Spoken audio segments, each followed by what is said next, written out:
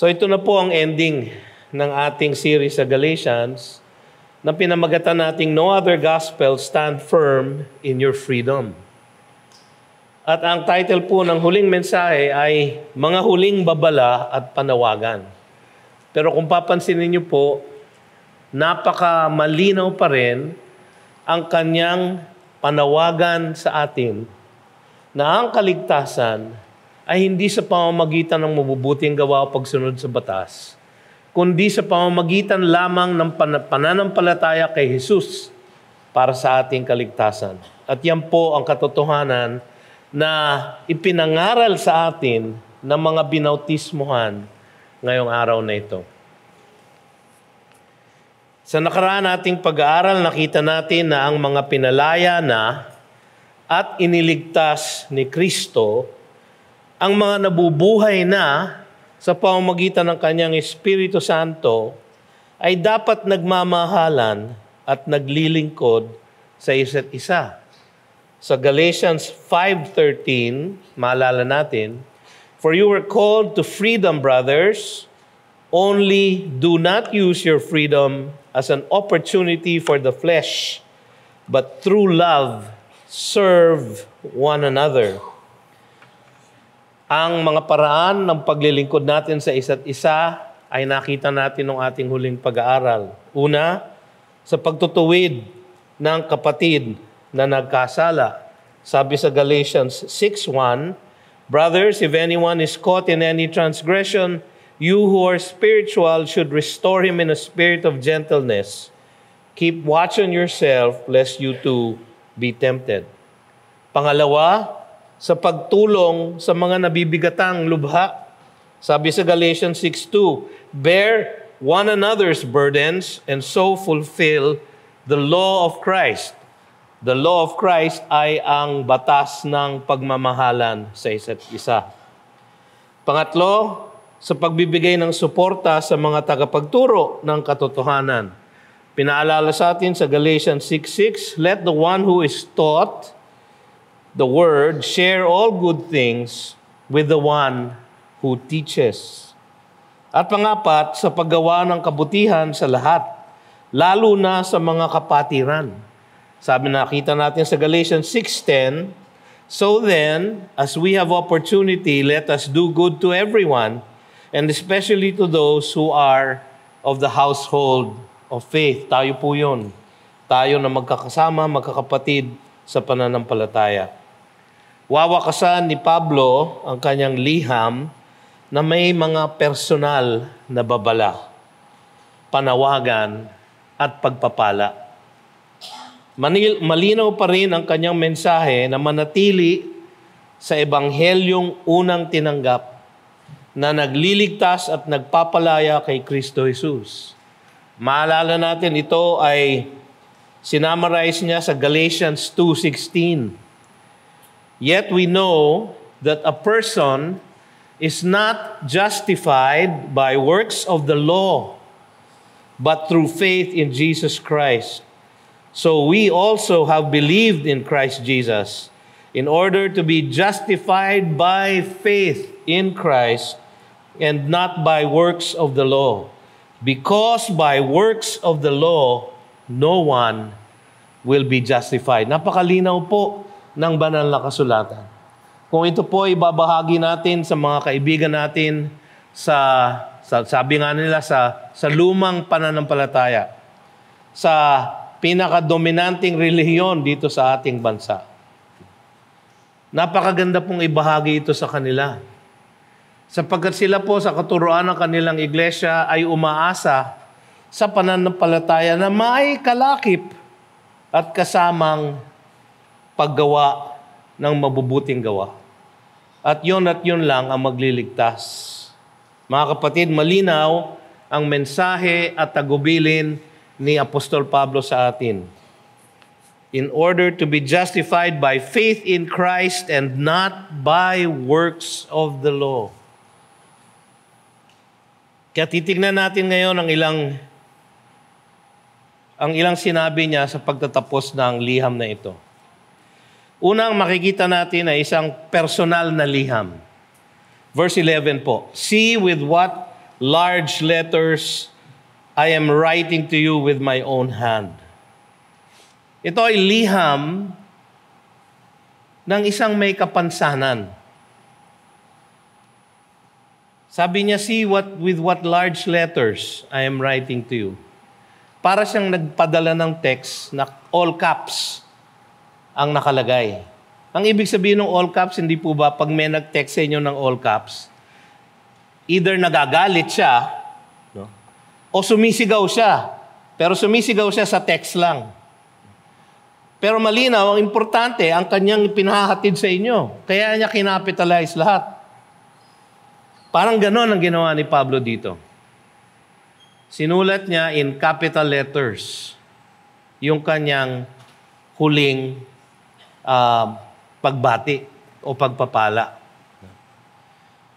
Nung panahon na yon, ang pagsusulat ng liham ay meron silang ginagamit na cursive. Parang yung ating cursive ngayon, yung mga bata ngayon, hindi na po marunong ng cursive eh. No? Nagugulat po ako yung mga anak ko, hindi marunong sumulat ng cursive. Eh nung bata kami, no, may kasama pang palo, di ba? Pag sumusulat tayo, tapos lumampas sa linya, may palo ka kaagad. No? Kaya naman hanggang ngayon, magandang-maganda ang aking cursive. Kahit na medyo nanginginig na ang aking kamay. No? Noon, ganun din ang sulat. Gumagamit sila ng isang version ng cursive para makatipid sa papel. Kasi ang papel nila noon, napakamahal. Pero dito, ang wika ng iba, ang paniwala ng iba, si Pablo mismo ang sumulat ng sulat na ito. Personal. Kasi napaka-importante ng mensahe. Hindi na siya makapaghintay na may dumating pang sekretaryo. Ang tawag nila amanuensis. No? Yung tagasulat, didikta mo sa kanya at isusulat niya. Hindi na siya nakapaghintay na may dumating pang ganon. Siya na mismo, ang sabi ng iba, ang sumulat na ito. Kasi sa ibang sulat niya, halimbawa sa 1 Corinthians 16:21, sabi niya, I, Paul, write this greeting with my own hand. So, ang kanilang kaugalian noon, isusulat ng sumulat yung kanyang signature in his own hand. Para alam ng lahat na yung sulat na yon ay talagang galing kay Pablo. Ginawa niya rin to sa ending ng sulat niya sa Colossae, sa Colossians 4:18. Ang sabi doon, I, Paul, write this greeting with my own hand. No? At sa 2 Thessalonians 3:17, sinabi niya rin, I, Paul, write this greeting with my own hand. This is the sign of genuineness in every letter of mine. It is the way I write. Pero sa Galatians, ang iniisip ng iba, dahil ibang-iba yung pagkakasulat niya nito, nagmamadali siyang sumulat kaagad ng liham kasi napaka-importanting maipaubot niya kaagad doon sa mga taga-Galatia na yung mga nagtuturo sa kanila ng maling katuruan ay hindi nila dapat pakinggan. Kumbaga, emergency text ito. No? At kailangan niyang ipadala. Kaya pinadala niya in his own handwriting malamang and all caps. So isa itong pagpapakita ng kanyang personal na malasakit sa mga inaalagaan niya sa Panginoon. Isang liham ng isang may kaugnayan sa kanila. Kung pag-aaralan natin to, sabi niya, I am writing to you with my own hand. Personal po. Kahit na meron siyang kapansanan. Kasi sa chapter 4, verses 11 to 15, kung maalala nyo, sabi niya, I am afraid I may have labored over you in vain. Ganong kalalim yung sakit sa kanya nung nangyayari sa Galatian church. Brothers, I entreat you, become as I am, for I also have become as you are. You did me no wrong. Sabi niya, nung ako'y nasa inyo, ako'y winelcome nyo, ako'y tinulungan nyo. You know it was because of a bodily ailment that I preached the gospel to you at first. So ito, meron tayong parang ebidensya na si Pablo ay napatagal sa Galatia. Alala nyo, itong first missionary journey na to ay ni-record sa Acts 13 and 14. At sila ay bumiyahe ng napakalayong lugar, magmula sa Syrian Antioch, papunta sa Pisidia, na nasa probinsya ng Galatia. At dahil dun sa hirap ng biyaheng yon, maaring nagkasakit ang ating apostol. Ang sabi naman ng iba, marahil nung binulag siya ng Panginoon sa daan sa Damasco at ni-restore ang kanyang sight, baka hindi completely na-restore yung kanyang sight. Ang sabi ng mga iba, nagkasakit siya dahil sa dami ng gulpi at pag-uusig na nangyari sa kanya. Hindi natin alam ang totoong sitwasyon, pero ito, meron tayong konting ebidensya dito na yung kanyang kondisyon ay nasa mata. Sabi sa verse 14 ng chapter 4, "And though my condition was a trial to you, you did not scorn or despise me, but received me as an angel of God." Bakit kaya trial sa kanila? Baka kasi merong physical or visual na feature yung kanyang sakit sa mata. No? Baka kinakailangan niya ng tulong, ng taga-akay. No? Yun ang mga senyales natin na baka yun ang kanyang karamdaman. Ang sabi niya sa verse 15, "What then has become of your blessedness? For I testify to you that if possible, you would have gouged out your eyes and given them to me." Yan ang pinamalakas nating ebidensya na mararihil ang kanyang kapansanan ay sa kanyang mata. Sabi niya sa verses 19 to 20, "My little children," ito ang nagpapakita ng kanyang malasakit, "for whom I am again in the anguish of childbirth until Christ is formed in you." Yun ang pinagmumula ng kanyang personal na pagsulat ng liham na ito. Yun ang pinagmumula ng kanyang malasakit sa mga taong ito. "I wish I could be present with you now and change my tone, for I am perplexed about you." Ito ang pinagmumula ng kanyang malasakit, ang kanyang tunay na pagmamahal sa kanila bilang isang pastor. Ganito po ang hinahanap natin sa ating mga pastor. Yung merong malasakit para sa kongregasyon. Yung may mga malasakit sa mga inaalagaan sa espiritual na kanilang paglakad. No? So, yung mga tinatawag na magpastor, ito po ang una nating hinahanap. No?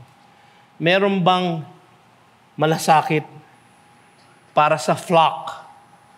Kasi kung wala po yung malasakit na yon, ay kulang po yung pagtawag na yon. Pangalawa, may makikita tayong isang panghuling babala. Verses 12 to 13. "It is those who want to make a good showing in the flesh who would force you to be circumcised, and only in order that they may not be persecuted for the cross of Christ. For even those who are circumcised do not themselves keep the law, but they desire to have you circumcised, that they may boast in your flesh." So makikita natin dito na laganap pa rin yung mga Judaizer na ang pakay lang ay makaiwas sa pag-uusig ng mga tunay na alagad ni Kristo. Nakita natin yun sa verse 12, "In order that they may not be persecuted for the cross of Christ." Anong ginagawa nila? To make a good showing in the flesh, we would force you to be circumcised, and only in order that they may not be persecuted. Nung panahon na yon, ang pagiging Kristiyano ay isang delikadong gawain. Ngayon, malaya tayong nakapupunta sa church, malaya tayong nakapagdadala ng ating mga Biblia, bihira na yung nilalait-lait tayo. Nung ako po yung lumalaki at nung bago akong Christian, meron po akong maliit na Biblia na New Testament and Psalms na galing sa Gideons. Ganun po kaliit ang Biblia ko, ganyan lang. No? Yun po ang dinadala ko, nilalagay ko sa aking back pocket. No? Ang pantalong ko noon, maong. No? Na binibili na nanay ko sa Quiapo dahil mura. No? Parang 25 pesos lang ang maong noon. Hindi po Levi's. No? Ang tatak po, Bestman. No? Yung mumurahin lang. Yung nakasabit lang sa daan. No? Malaki po ang bulsa nun sa likod. Doon ko nilalagay ang Biblia ko. Bakit? Kasi nakakahiya nung meron kang bit-bit na Bible. Yung meron kang bit-bit na may malalaki ang Biblia noon eh. Nakakahiya, pagka nagdala kang ganun sa eskwelahan, ay aalaskahin ka. Ay, hindi na daw.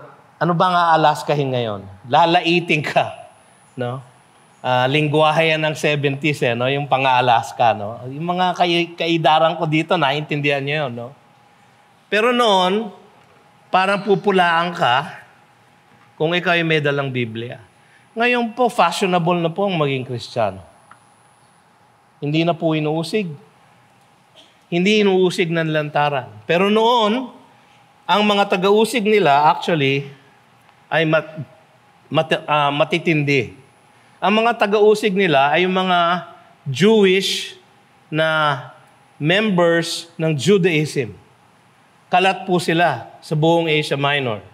Kaya po yung umiiwas sa pag-uusig ay nagtuturo na kailangan maligtas kayo sa pamamagitan ng pananampalataya kay Jesus, oo, pero dapat sumusunod din kayo sa batas ni Moises. Pinipwersa nila yon, pinipilit nila yon, sapagkat ayaw nilang ma-persecute sila. Sa chapter 5, verse 11, kung ating maalala, sabi ni Pablo, "But if I, brothers, still preach circumcision, why am I still being persecuted?" Siya po ay patuloy na inuusig. Makikita natin sa kanyang first missionary journey sa Acts chapter 13 verse 50. Ang wika doon ay ganito, "But the Jews," yung Jews na ginagamit na term dito, ay hindi Israelites or Hebrews. But the Jews, yung mga religious leaders ng Judaismo. "But the Jews incited the devout women of high standing and the leading men of the city, stirred up persecution against Paul and Barnabas, and drove them out of their district." So sila ay wala pong ginagawa kundi magturo ng salita ng Diyos at dahil dito sila ay palaging napapalayas. Sa Acts 14:19, mas matindi, nasa Lystra si Paul. Ang sabi doon, "But Jews came from Antioch," Pisidian Antioch, "and Iconium, and having persuaded the crowds, they stoned Paul and dragged him out of the city, supposing that he was dead." So para na siyang patay. Sabi nga ng iba, marahil po ay talagang namatay na si Pablo. Siguro dito niya naranasan nakaakyat sa pangatlong langit. Di natin alam, spekulasyon po yun. Pero siya ay halos mamatay na. Ngunit siya ay nabuhayan at siya ay manunumbalik sa kanyang ginagawa. So pag-uusig ang kanyang naranasan. Yung pag-uusig po na yun, iniiwasan ng mga Judaizer, kaya tinuturo nila, kailangan ninyong maging Hudyo kayong mga Gentiles na nasa Galatia. Kailangan ninyong maligtas sa pamamagitan ng pananampalataya plus good works, plus pagsunod sa batas. Ang wika ni Pablo, hindi po yan ang katotohanan. Makikita din natin dito sa verse 13, layunin lang nila ang ipagmalaki ang relihiyon ng pagsunod sa batas kahit na hindi nila ito sinusunod. Dalawa lang po ang klaseng relihiyon sa buong mundo. Yung pong relihiyon that is based on human achievement at yung relihiyon that is based on divine accomplishment. Isa pong relihiyon na dahil sa gawa ng tao o isang relihiyon na dahil sa gawa ng Diyos. Ewan ko kung ako sa inyo, anong pipiliin nyo? No? Ang gawa ng tao marupok. No? Pipiliin ko na yung kaligtasan na gawa ng Diyos. Pero itong mga Judaizer, sabi sa verse 13, "For even those who are circumcised," ito yung mga Judaizer, "do not themselves keep the law, but they desire to have you circumcised, that they may boast in your flesh." Para may pagmalaki nila na, napasunod ko ito. Ito ay convert ko. No? So siguro nagbibilangan sila ng ilan na ang nako-convert mo. Alam nyo, kung minsan, hindi magandang habit yun. Minsan, ginagawa din natin yung mga Kristiyano. Di ba? Mag-evangelize tayo. No? Ginagawa natin to. Kahit dito tayo sa GCF, ginagawa natin to. Mag-evangelize tayo. Tapos bibilangin natin kung ilan ang nag-pray to receive Christ.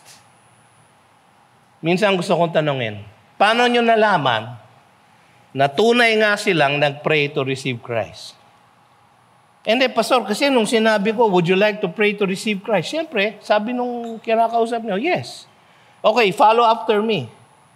And then he will pray to receive Christ. Paano nyo nalaman na totoo yun? Kung minsan, binibilang natin yun para meron tayong sense of human accomplishment. Pero ang kaligtasan po ay hindi human accomplishment. Marahil po, sila ay nag-pray to receive Christ ng totoo. Kaya naman tayo, nililista natin lahat ang pangalan nila, cellphone number nila, email address nila, at kinokontak natin para i-follow up. Kasi nga, hindi natin alam kung totoo ang kanilang pananalangin. At dapat lang na i-follow up natin itong mga ito. Oo nga't kumikilos ang Diyos sa kanilang puso't isipan, pero ginagamit tayo ng Panginoon para i-follow up ang kanyang mensahe sa kanilang puso. Kaya dapat natin gawin ito, hindi upang magbilang ng ating converts, kundi upang masundan ang mga inilalapit na ng Diyos sa Kanya. Para itong ginagawa ng mga Pharisees noong panahon ni Kristo. Sabi sa Matthew chapter 6, verses 1 to 7 ay ganito, beware of practicing your righteousness before other people in order to be seen by them. Yan ang ginagawa ng mga Jews. For then you will have no reward from your Father who is in heaven. Thus, when you give to the needy, sound no trumpet before you. Ginagawa pa nila, pag nagbibigay sila, may torotot, no? Ang lumang Tagalog na salita para sa torotot ay pakakak. Kala natin pangit na yung torotot, no? Mas pangit pa yung pakakak, no? Pero yun po ang classic na Tagalog word para sa trumpet. Ang tinatrumpet pa nila ang kanilang pagbibigay. No? O, nagbigay ako ng 5 piso. Tot-tot-tot! Ganun ang kanilang ginagawa. Calling attention to themselves. But when you give to the needy, do not let your left hand know what your right hand is doing. Meron bang ginagawa ang left hand ninyo na hindi alam ng right hand ninyo? Pero ganun ka dapat ka-secret ang inyong pagbibigay. So that your giving may be in secret, and your Father who sees in secret will reward you. And when you pray, you must not be like the hypocrites, for they love to stand and pray in the synagogues and at street corners, that they may be seen by others. Ito ay mariing ipinagbabawal ng ating Panginoong Hesus. Ito ang dahilan kung bakit kanyang ikinundina ang mga religious leaders ng kanyang kapanahunan. Sabi sa Luke 16:14-15, the Pharisees who were lovers of money heard all these things, and they ridiculed him, and he said to them, you are those who justify yourselves before men, but God knows your hearts. For what is exalted among men is an abomination in the sight of God. Akala nyo ba nakaaangat na kayo? Sa mata ng Diyos, kayo ay karumal-dumal, karimari-marim. Hindi nyo na naintindihan yung Tagalog na yun, ano? Karimari-marim. Sulat nyo, karimari-marim. Karumal-dumal. Tagalog po yun. No? Your mother tongue, by the way. Kadiri. Yan ang ating word for that today. Kadiri sa mata ng Diyos ang itinataas ang sarili sa pamamagitan ng reliyon. Ganun po ang ginagawa at yun ang kanyang panghuling babala. Pangatlo, meron siyang isang panghuling panawagan, verses 14-15. But far be it from me to boast except in the cross of our Lord Jesus Christ, by which the world has been crucified to me, and I to the world. For neither circumcision counts for anything, nor uncircumcision, but a new creation. Pagpupuri kay Kristo, ang pinakamataas na layunin ng isang Kristiyano. Si Pablo, ang sabi niya sa 1 Corinthians chapter 2, verse 2, for I decided to know nothing among you except Jesus Christ and Him crucified. Pero meron tayong mga organisasyon ngayon na tinatawag pa nilang sinasarili nila na evangelistic associations. Ayaw nilang bagitin ang pangalan ni Jesus dahil baka daw maging offensive. Paano? Nakalimutan na nila yung to preach Christ and Him crucified. Yung po ang ating kahaliwan, ang ating kagalakan, na maitaas ang krus ng ating Panginoong Jesus. Ang sabi sa Philippians chapter 3, verse 3, ito'y sabi ni Paul, for we are the circumcision. Hindi yung mga nagpapanggap na Judaizer. We are the circumcision who worship by the Spirit of God dahil pinananahanan na sila ng Espiritu ng Diyos. And glory in Christ Jesus and put no confidence in the flesh. Hindi tayo nasasave ng isang relihiyon ng human achievement. Tayo ay nasasave ng isang relihiyon na divine accomplishment. Pagpupuri kay Kristo ang pinakamataas na layunin, hindi ang pagmamataas ng sarili na siyang gawin ng mundo na dapat nating talikuran. Kaya sinabi niya sa verse 14, para niyang inulit yung Galatians 2:20. No? Sabi niya roon, I have been crucified with Christ. It is no longer I who live, but Christ who lives in me. And the life I now live in the flesh, I live by faith in the Son of God. Pansinin niyo po ito, who loved me and gave Himself to me. He gave Himself for me. So, binigay niya ang kanyang buhay para sa akin, kailangan kong ipamuhay yung buhay na iyon. Sabi niya sa Romans 6, verses 3 to 4, do you not know that all of us who have been baptized into Christ Jesus were baptized into His death? Kaya po natin nilulubog yung binabautismuhan. Isang larawan ng paglibing. So we die to self. We die to sin. Yun po ang larawan na yun. No? Kaya lang yung iba, no? Parang ayaw magpalubog. Di ba? Kaya nung binabautismo ako dito, parang, tay, pumayag na po kayo. Parang ayaw niya. No? Kaya sabi ko, baka ho kasi maiwan yung ilong nyo, hindi po masave yung ilong nyo. Biro lang po. Pero we were baptized into His death. So yung pagkatao natin dati ay patay na. I have been crucified with Christ. Nung siya ay namatay sa krus, kasama niya akong namatay doon. Yung aking buong katauhan ay kasamang naipako sa krus. We were buried therefore with Him by baptism into death, in order that just as Christ was raised from the dead by the glory of the Father, we too might walk in newness of life. Yung pong mga testimonyong ating narinig ay ang paliwanag dun sa verse na yun. Hindi ko na po kailangan pahabain pa. Pagiging bagong nilalang kay Kristo Jesus, ang tunay na kaligtasan at kalayaan. Hindi ang pagsunod sa makataong relihiyon. Sabi niya sa verse 15, for neither circumcision counts for anything, nor uncircumcision. Relihiyon po yun. Relihiyon ng human achievement. Relihiyon makatao. But a new creation. Yung pagiging bagong nilalang. Pues matanong ko nga kayo, kaya nyo ba na ipanganak ang sarili nyo muli? Yun yung problema ni Nicodemus, di ba? Sa John chapter 3, sabi ni Jesus, you must be born again. Do I enter into my mother's womb? No?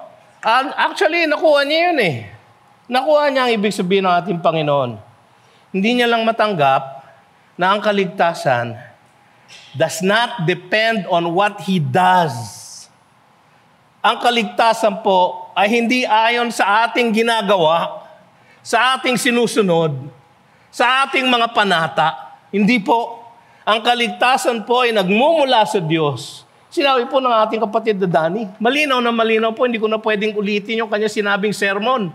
No? Galing sa Diyos, ibinigay ang pananampalataya at siya rin ang nagligtas.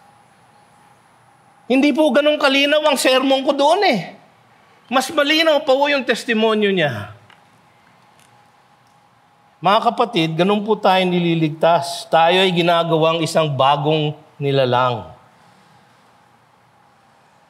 Kaya si Nicodemus, hindi niya maintindihan na sinabi ni Jesus. Sabi ni Jesus, "Truly, truly, I say to you, unless one is born again, he cannot see the kingdom of God." Nicodemus said to him, "How can a man be born when he's old? Can he enter a second time to his mother's womb and be born?" Para siyang hilong-talilong. No. Jesus answered, "Truly, truly, I say to you, unless one is born of water and the Spirit, he cannot enter the kingdom of God."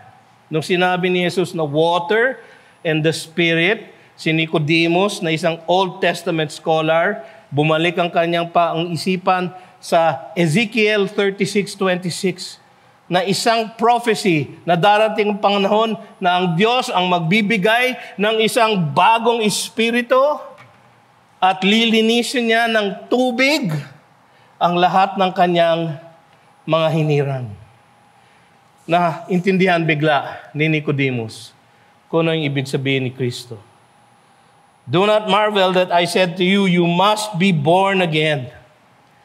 The wind blows where it wishes, and you hear its sound, but you do not know where it comes from or where it goes. So it is with everyone who is born of the Spirit."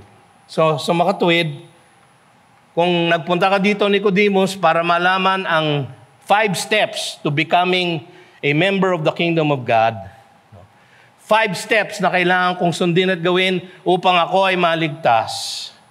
Ang sabi ni Kristo Jesus, you must be born again. At ako lang ang pwedeng mag-born again sa'yo. Hindi ikaw. Hindi mo kayang iligtas ang iyong sarili. Ephesians 2:1, di ba? And you were dead in your trespasses and sins. Paano mo maliligtas ang sarili mo kung ikay patay sa espiritual na mga bagay? 2 Corinthians 5:17, "Therefore, if anyone is in Christ, he is a new creation. The old has passed away." Wala na, patay na, lubog na, nilibing na. "Behold, the new has come." Pangapat at huli, isang pagpapala at basbas, verses 16 to 18. "As for all who walk by this rule," what rule? Yung new creation. Ang kaligtasan ay kapag ginawa tayong isang bagong nilalang ng ating Panginoon. Yung po ang rule. "And as for all who walk by this rule, peace and mercy be upon them and upon the Israel of God." Isang pagpapala at basbas galing kay Pablo. Ang lalakad sa bagong buhay kay Kristo ang tatanggap ng tunay na kapayapaan at kahabagan. Siya ang tunay na Israel of God. Ano ibig sabihin ng Israel of God? Sila ang tunay na mga anak ng Diyos, mga anak ni Abraham. Hindi ba importante sa mga Hudyo na sila ay angat na angat dahil sila ay anak ni Abraham? So sinasabi niya dito, kahit kayo'y hentil, kahit hindi matangos ang ilong ninyo, kahit pango, kung kayo'y mananampalataya kay Kristo Jesus, you are the Israel of God. Sinabi niya yun sa chapter 3, verse 7. "Know then that it is those who of faith who are the sons of Abraham." Sa chapter 3, verse 9. "So then those who are of faith are blessed along with Abraham, the man of faith." Sabi sa chapter 3, verse 29, "And if you are Christ, then you are Abraham's offspring, heirs according to promise." Sabi sa Romans 2:29, "But the Jew is one inwardly, and circumcision is a matter of the heart, by the Spirit, not by the letter. His praise is not from man, but from God. Kung siya ang nagliligtas sa atin, ang papuri ay sa Kanya. Kung meron tayong kahit na maliit na kontribusyon sa ating kaligtasan na hindi naman posible, ang papuri ay sa atin. I believed. Kaya merong kantang ganyan noong 1960s eh. Di ba? Alam nyo, no? Narinig nyo yung matatanda dito. No? I believe for every drop of rain that falls, a flower grows. Ano ba ibig sabihin nun? No? Hindi ko maintindihan yung kantang yon, pero kinakanta namin yon sa mga competition. No? Dahil masarap kantahin. Wala pong ibig sabihin ng faith kung hindi yung object of faith ang inyong ipinararangal. And the object of our faith is Christ. Ang makanakaranas ng pag-uusig ang nararapat na pakinggan at sundin. Sabi niya sa verse 17, "From now on, let no one cause me trouble, for I bear on my body the marks of Jesus." Ang katawan niya ay binugbog, siya ay binato, siya ay kinaladkad, siya ay inusig, katulad ng kanyang Panginoong Jesus. Sa 2 Corinthians chapter 4, verses 10 to 11, ganito ang kanyang sinulat, "Always carrying in the body the death of Christ, so that the life of Jesus may also be manifested in our bodies. For we who live are always being given over to death for Jesus' sake, so that the life of Jesus also may be manifested in our mortal flesh." Kang sinasabi ni Pablo dito, tignan niyo ang aking mga latay. Yan ang proof ng aking pagmamalasakit sa inyo. Yan ang proof ng pagmamahal ni Kristo Jesus na kanyang ibinuhos sa aking puso para sa inyo. At dahil sa inyo, dahil sa pagmamahal ko sa inyo, ako ay lumakbay ng malayo na tumawid ng dagat, tumawid ng mga bundok upang marating ko kayo at maibahagi ang ebanghelyo na ang kaligtasan ay kay Jesus lamang at hindi sa mabubuting gawa. Kaya wag na wag kayong babalik sa ganong pag-iisip. Sa kanyang pagpapakita ng kanyang mga latay, mga kapatid, ipinararating niya ang kanyang pagmamahal at pagmamalasakit sa kanila. Datapat siya ang karapat-dapat. Magbigay ng basbas at pagpapala sa kanila. Sabi niya, peace and mercy. Peace, sabi kasi sa Romans 5:1, "Therefore, if you are justified by faith, you have peace with God." Tapos na ang gera, hindi na kayo kalaban ng Diyos, kaya anak na niya. Ang grasya ng Panginoon, ang punot dulo ng pagiging magkakapatid. Tingnan niyo yung verse 18. "The grace of our Lord Jesus Christ." Ganon siya nagumpisa, di ba? "Grace and peace be to you," sabi niya. Sa kanyang pagtatapos, "The grace of our Lord Jesus Christ be with your spirit, brothers." Amen. Brothers, kapatid, ang grasya ng Panginoon ay ang punot dulo ng pagiging magkakapatid sa pananampalataya. Niligtas not by works of the law, but by hearing with faith.